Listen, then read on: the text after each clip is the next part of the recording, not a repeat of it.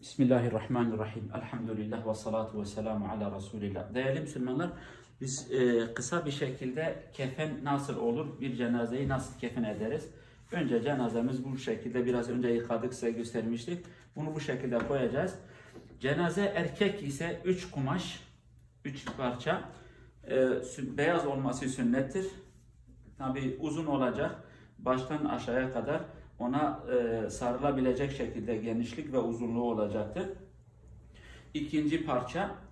Üçüncü parça ona Arapçada kamis dediğimiz bir parçadır. O da içi delik olacak. Yani bu şekilde cenazenin başı dışarıda kalacak fakat ön ve arka tarafı ayaklarına kadar gelecek bir şekilde uzun da olacak. İçi de ortası da delik yapacağız ki cenazenin kafası buradan geçireceğiz.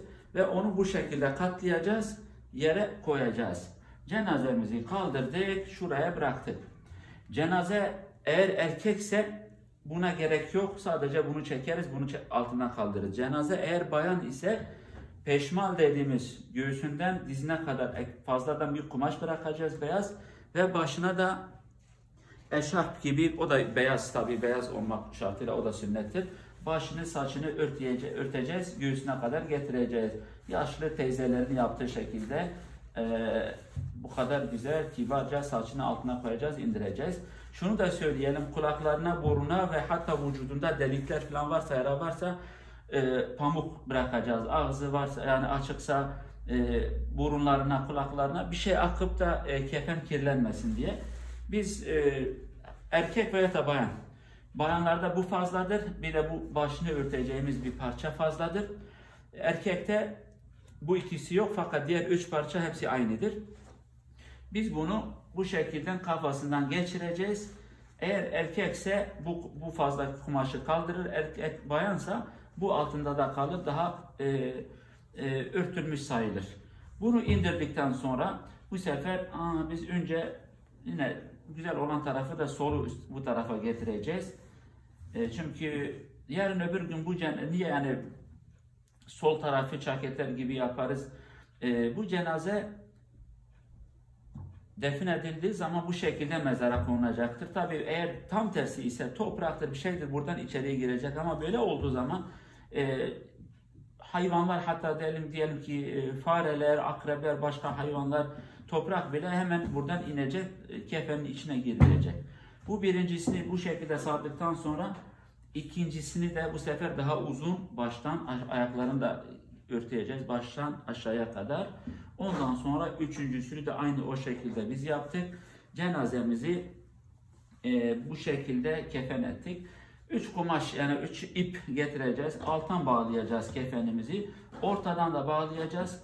Başından da bağlayacağız ki bizim kefen açılmasın. Bir daha kısa olarak söylesek 3 kumaş, 3 parça beyaz kefen. Kefen ucuz olması da sünnettir. Çünkü toprak olacak, pahalı olmasın. Bir ve ikincisi normal bir şekilde, üçüncüsü bir elbise gibi, ona Arapça kamis deriz. Yani diyelim ki bu Arapların Suudi Arabistan'da veya Arabistan'da giydikleri o beyaz elbise, ona benzeyecek bir şekilde kenarları açıktır, dikili değildir. Kafası içine girip de inecektir. Yarın öbür gün Allah korusun cenaze elimizden düşerse bile bu üzerinden çıkmasın, cenazenin vücudu açık kalmasın. Bu şekilde tabi zaten gözleri kapalı olacaktır. Bizim bebekin yüzü açıktır. Kulaklarına pamuk bırakacağız. Bunu da unutmayın. Yara falan varsa o yaraları yıkadıktan sonra bantlayacağız, yara bandı. Kan akmasın, vücut kirlenmesin. Bu şekilde cenazemizi kefen edeceğiz. Tabi bazen cenaze yanmış olur, parçalanmış olur. Artık o nasıl mümkünse. Eğer kefene koymak mümkün değilse poşet içine koyarız. Artık bu cenazenin vücuduna göre, onun haline göre o şekilde yaparız. Fakat normal bir cenaze bu şekildedir. Tabii bugün bu korona hastalığı var. O da ayrıyeten bir sıkıntıdır. O da başka bir olay. Onu doktorlar nasıl tavsiye ediyorsa o şekilde ya yıkarız, yıkamayız, artık nasıl yapılabilecekse onlar istisnai olan durumlar. Ama normal halde bir cenaze böyledir. Fakat not olarak şunu söyleyelim değerli kardeşlerim. Biz ölürken bunlarla mezara gider, fazlası gelmez bizimle. Dünyanın en zengin insanı da olsak, en fakir insanı da olsak vefat ettiğimiz zaman yani 3 parça kumaş, eğer Müslüman isek bu şekilde bizi bu kefenin içine koyarlar ve mezara götürüyorlar. Diyorlar ki kefenin ceybi yoktur. Gerçekten ceybi de yok. Gördüğünüz gibi ceybi de yoktur.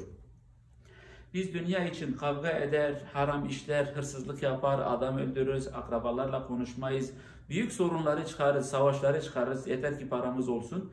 Fakat gün gelirken öldüğümüzde bu şekilde mezara gideriz. Eğer bu da nasip olursa, bu şekilde ölmek nasip olursa, defin etmek nasip olursa yine Allah'a şükür etmemiz lazım. Yani bu dünya gerçekten kavgaya değmez, musibetlere değmez. Parayı toplamak için haram yollara başvura gerek yok. Çünkü hangi yollarla olursa olsun biz ölür, bu şekilde gideriz. Bir kuruş para bizimle gelmez. Birçok insan vefat ettiği zaman akrabaları diyorlar ki biz kendi paramızla ona kumaş getireceğiz, kefen getireceğiz. Çünkü Allah muhafaza parası o kadar helal değildi. Düşün bakın bu da ne kadar büyük bir musibet. Cenab-ı Allah imanlı bir hayatı, imanlı bir ölümü bize nasip etsin. Cenab-ı Allah vefat ettiğimiz zaman da İslamiyet'e göre inşallah bizi kıyan insanlar olur ve defin edenler olur, namazımızı kılan insanlar olur. Cenab-ı Allah hepimizi salih kullardan eylesin.